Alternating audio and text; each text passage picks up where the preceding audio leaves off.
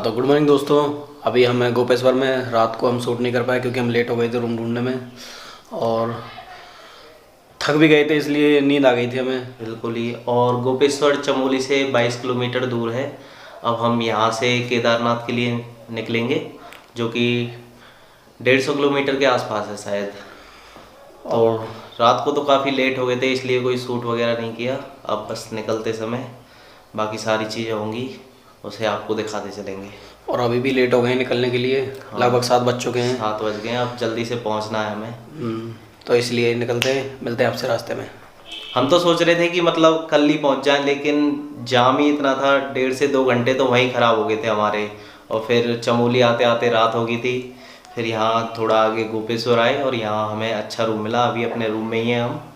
तो अब बस पैकिंग वैकिंग हो गई है हमारी और निकलते हैं हम यहाँ से।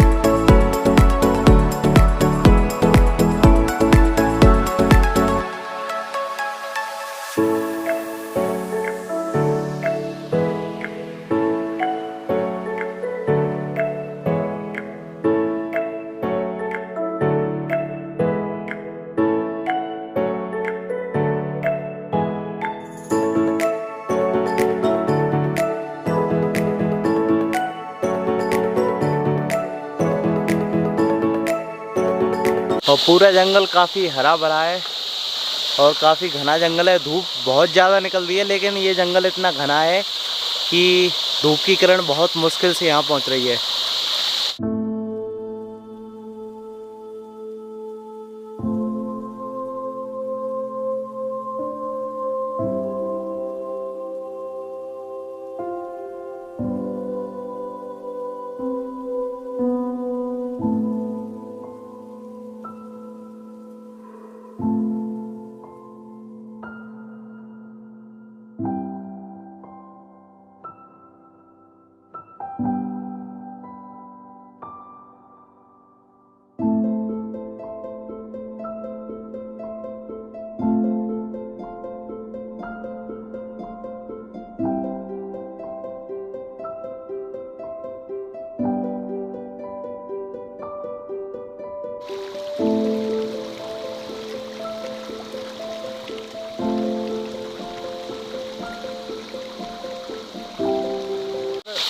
जंगल में इतनी नमी है, ये बुरांस के पेड़ हैं, बहुत ज़्यादा पानी कैरी करके रखते हैं, इसीलिए बहुत सारे पानी के स्रोत हमें मिले।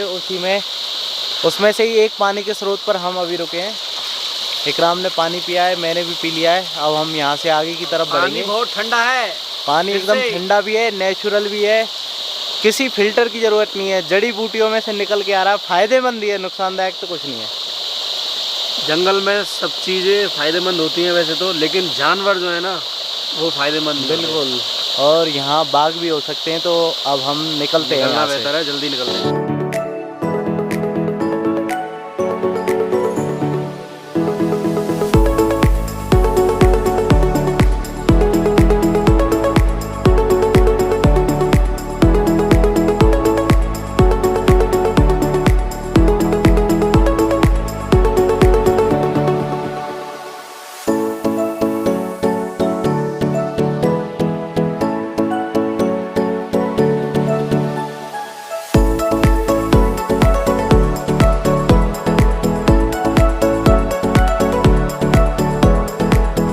हाँ तो दोस्तों, हम जैसे ही गोपेश्वर से आगे निकले, रास्ते में पड़ा था मंडल, और वहाँ से चोपता था करीब 22 से 23 किलोमीटर दूर। और रास्ते में इतना घना जंगल था, ऐसी फीलिंग आ रही थी जैसे अमेज़न के जंगलों में चल रहे हो हम। और फिर करीब 15 से 20 किलोमीटर, इतना तो नहीं आए, लेकिन 10 से 12 किलोमीटर आने के बाद एक खुली जगह दिखी, और यहाँ से जो नज़ारे हैं एकदम मस्त। आपको अभी दिखाते हैं थोड़ी देर में। पता नहीं कैमरे में कैसे आएंगे, लेकिन सच में इतने अच्छे नज़ारे हैं यहाँ से, बहुत मज़ा आ जाएगा आपको देख करके। और रास्ते में तो इतनी सर्दी भी लग रही थी, और यहाँ आके देखा तो थोड़ा धूप है खुली खुली। हाँ, तो अब जाकर थोड़ा ऐसा लग रहा है जैसे विटामिन डी मिल चुकी है, अब थोड़ी एनर्जी सी आई है। उस जंगल में तो धूप आ ही नहीं रही थी। और अमेज़न जंगल इसीलिए मैंने बोला था क्योंकि वहाँ भी सूरज की किरणें बहुत मुश्किल से पहुँचती है। अब जिस जगह पे हम हैं वहाँ से चोपता करीब 7 से 8 किलोमीटर दूर रह जाता है। तो आपको बस अब यहाँ के नज़ारे दिखाते हैं, उसके बाद आगे निकलेंगे हम।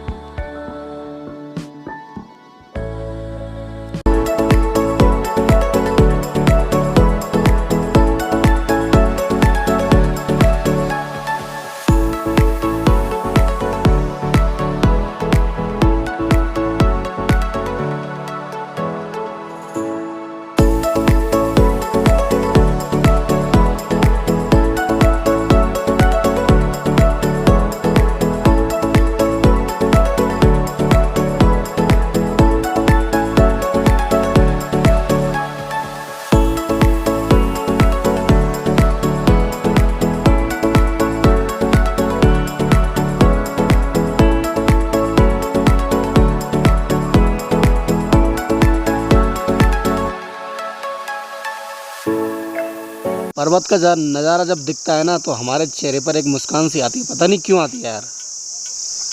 हमने देखे नहीं है ना, इसलिए।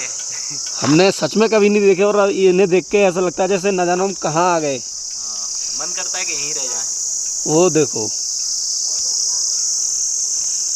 क्या बर्फीली बर्फीली चोटियाँ हैं यार।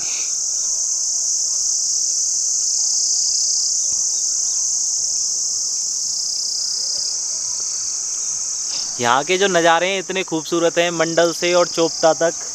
यहाँ आते आते अगर हम यहीं के नज़ारे आपको दिखाते रहेंगे तो ऐसा लगता है हमें कि हम केदारनाथ पहुँच ही नहीं पाएंगे, लेकिन हमें वहीं पहुँचना है अभी। तो नज़ारे तो आपको दिखाते ही रहेंगे और चलते हैं अपनी मंजिल की ओर।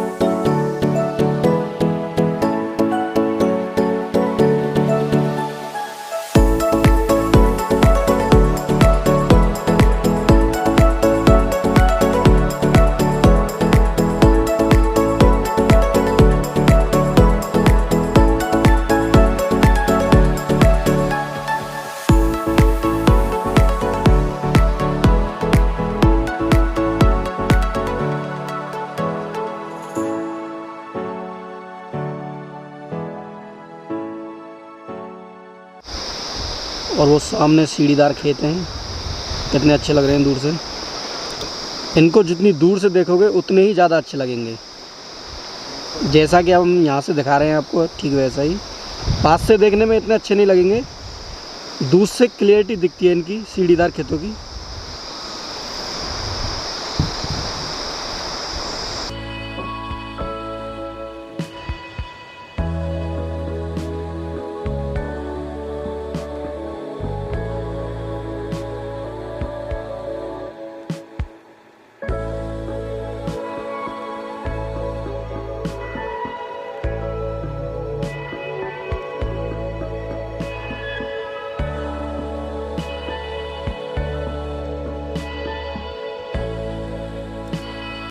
तो वक्त है अब आगे बढ़ने का।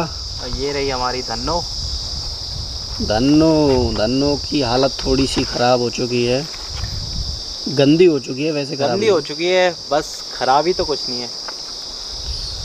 और गंदी भी हुई थी बद्रीनाथ वाले रास्ते में। केदारनाथ वाला रास्ता तो अभी तक तो बहुत अच्छा मिला है, आगे देखते हैं कहीं मिलेगा अगर झरना वरना तो इसको धोएंगे रास्ते में। अभी तो यहाँ से बढ़ते हैं आगे फिलहाल।